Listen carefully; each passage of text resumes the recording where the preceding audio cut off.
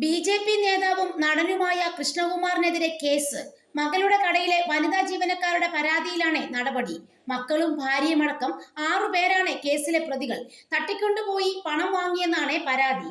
മകളുടെ കടയിൽ നിന്ന് ജീവനക്കാർ പണം തട്ടിയെടുത്തെന്ന് കൃഷ്ണകുമാറും പരാതി നൽകി. ജീവനക്കാർക്കെതിരെയും പോലീസ് കേസെടുത്തു.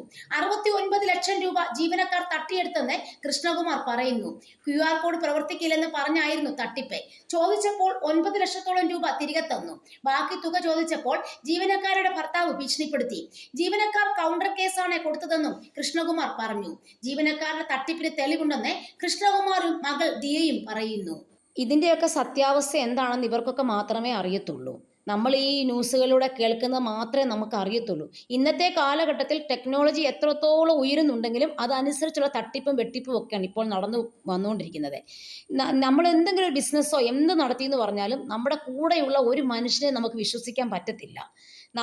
നമ്മൾ വിശ്വസിക്കേണ്ട നമ്മളെ മാത്രമേ വിശ്വസിക്കാൻ പറ്റൂ. ആ നമ്മളിലുള്ള വിശ്വാസം നമ്മൾ വളർത്തിയെടുത്ത് നമ്മുടെ കൂടെയുള്ള ആൾക്കാർ നമ്മളെ ഏത് നിമിഷവും ചതിക്കാം, അവരെന്ത് തട്ടിപ്പും വെട്ടിപ്പും നടത്താം എന്നുള്ള ഒരു മുൻധാരണയിൽ മാത്രം നമ്മൾ എല്ലാ കാര്യങ്ങളും ചെയ്യുക. കാരണം മനുഷ്യൻ്റെ മനസ്സ് എപ്പം വേണമെങ്കിലും മാറാവുന്നതാണ്. എത്ര കള്ളത്തരത്തിന് വേണമെങ്കിലും കൂട്ടി നിൽക്കാനും ഏത് ചതിയിൽപ്പെടുത്താനും ഇന്നത്തെ കാലത്തെ മനുഷ്യർക്ക് യാതൊരു മടിയുമില്ലാത്ത കാലഘട്ടമാണ്. അതുകൊണ്ട് നമ്മളെപ്പോലുള്ള എല്ലാ മനുഷ്യരും സ്വന്തം കാര്യങ്ങളിൽ കൂടുതൽ ശ്രദ്ധ കൊടുക്കുകയും സ്വന്തം കാര്യങ്ങളിൽ വിശ്വാസം അർപ്പിച്ചുകൊണ്ട് മുന്നോട്ട് പോയി നമ്മൾ മറ്റുള്ളവരെ നമ്മൾ ഒരു കാരണവശാലും വിശ്വസിക്കരുത്. അതങ്ങനെ നമുക്ക് ഇനിയും പറ്റത്തുള്ളൂ ജീവിതത്തിൽ.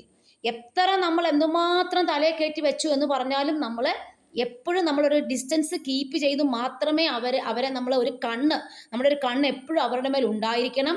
അവർ നമ്മളെ നാളെ എന്തെങ്കിലും ചതിയിൽ പെടുത്തും എന്ന് മുൻധാരണ നമുക്ക് ഉണ്ടായിരിക്കണം.